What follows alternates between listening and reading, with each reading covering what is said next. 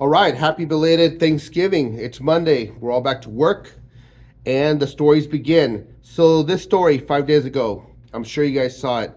LA homeowner comes home. Two guys jump hit the brick wall, bum rush his house, or try to break into his house.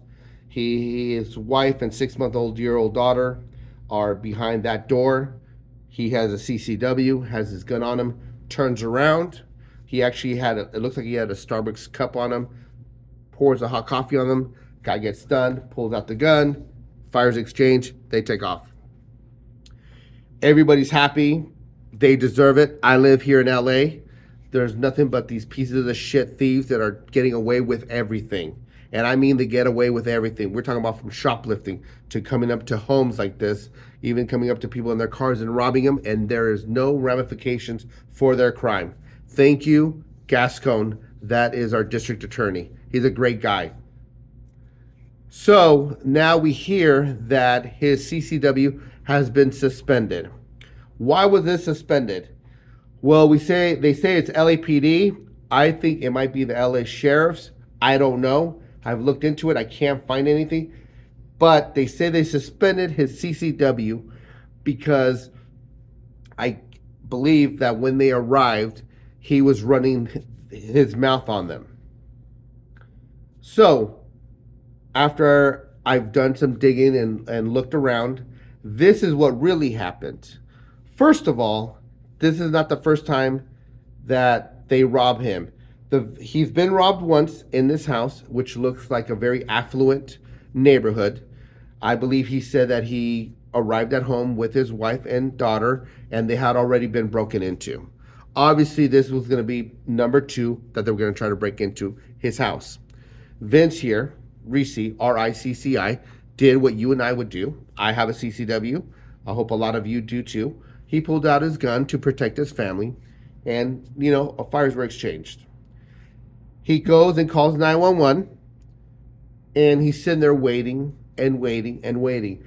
I heard some reports that I read say that they took 5 hours to get there. Another report said it took them 8 hours.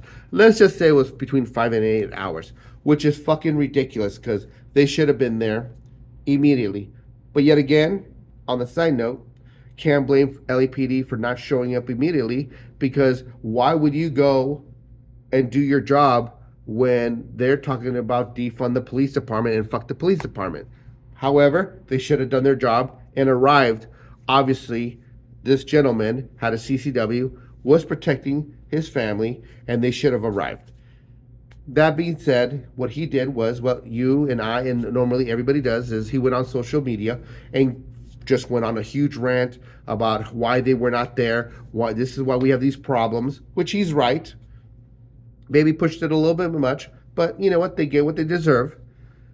And then they come out and they said that they suspended his CCW. They said because he was mouthing off to the officers, which at that point is false. So I went online and looked up what will suspend you or revoke your CCW.